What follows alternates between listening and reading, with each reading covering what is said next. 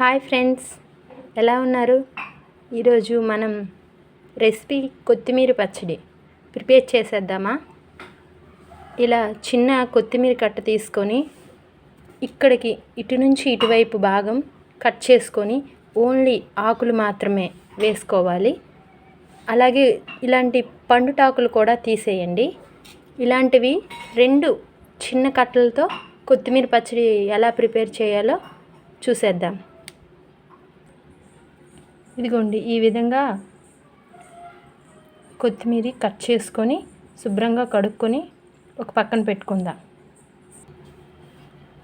కొత్తిమీర పచ్చడికి కావలసిన పదార్థాలు: ఇలా కొత్తిమీర కట్ చేసుకొని తాలింపుకి ఒక పెద్దవైతే 2 ఉల్లిపాయలు చాలు. ఈ విధంగా పీసెస్ కొంచెం పెద్దగానే కట్ చేసుకోవాలి.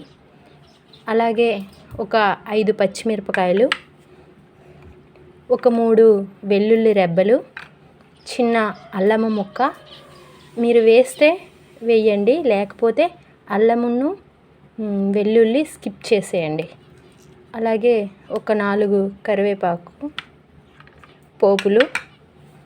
పోపు దినుసులు,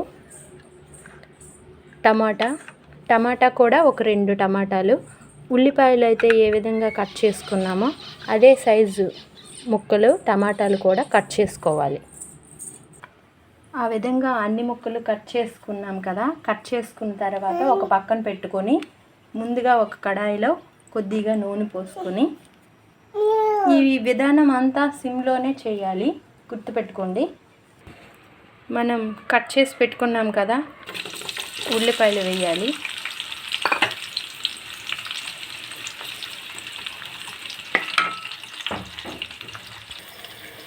ఇలా తాలింపులో ఒక 5 పచ్చిమిరపకాయలు వేయాలి.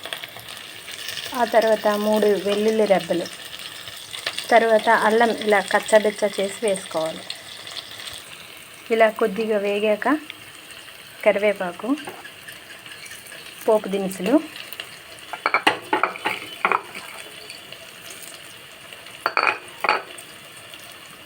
వేసుకొని శుభ్రంగా కలుపుకోవాలి. ఇలా తాలింపు వేగుతున్నప్పుడే టమాటాలు వేయాలి. నేను ఒక 2 కొత్తిమీర చిన్న కట్టలు తీసుకున్నాను. పెద్ద ఉల్లిపాయలు అయితే 2 వేసాను, చిన్నవైతే మీరు 3 వేయండి.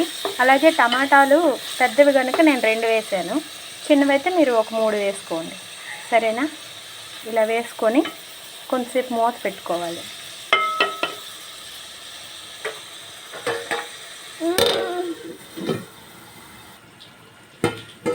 ఇదిగోండి, ఇలా ఉంటుంది. ఒక 3 మినిట్స్ తర్వాత మూత తీసుకొని మనం కట్ చేసుకున్న కొత్తిమీర వేసుకోవాలి. ఇలా కొద్దిగా వేగిన తర్వాత టమాటా, ఉల్లి అంతా వేగిన తర్వాత టమాటాలు, ఉల్లిపాయలు కొద్దిగా పెద్ద ముక్కలు ఎందుకు కట్ చేయమన్నాను అంటే, చిన్న పీసెస్గా మనం టమాటాలు, ఉల్లిపాయలు కానీ మనం కట్ చేసామంటే ఇది కొద్దిగా ఎక్కువ ప్రాసెస్ కదా, అందుకని మాడిపోతాయి అన్నమాట. అందుకని కొంచెం పెద్దగా కట్ చేసుకుంటే బాగుంటుంది. ఇలా కలుపుకోవాలి.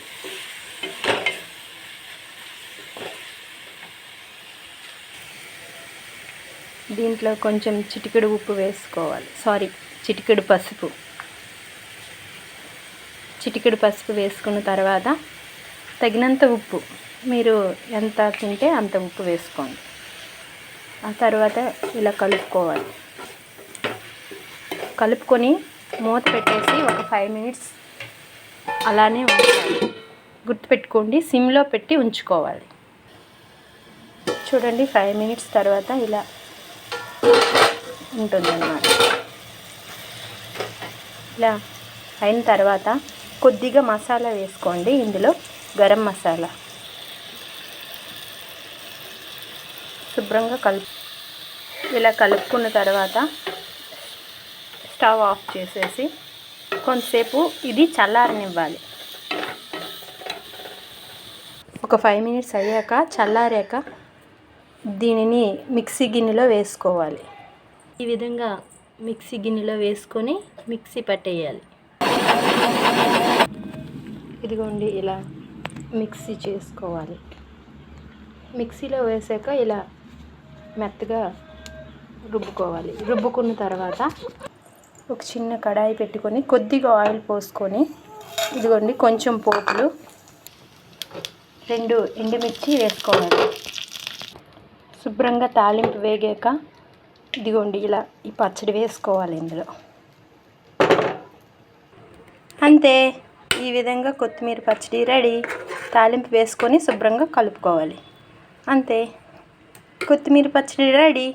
ఇది ఇడ్లీలో కానీ దోశలో కానీ కలుపుకొని తింటే దాంతో తింటే చాలా బాగుంటుంది. కొంతమంది వేడి అన్నంలో కూడా కలుపుకొని తింటారు. ఇందులో మొదటిగా ఎండుమిర్చి వేసానని చెప్పలేదు. మొదట్లో ఎండుమిర్చి 2 చెప్పలేదు, చివరిగా వేసాను. కారం ఇందులో వేయలేదు. మీకు నచ్చితే వేసుకోండి, లేకపోతే లేదు. నేను మాత్రం వేయలేదు. అది ఫైనల్గా కొత్తిమీర పచ్చడి రెడీ. Bye friends.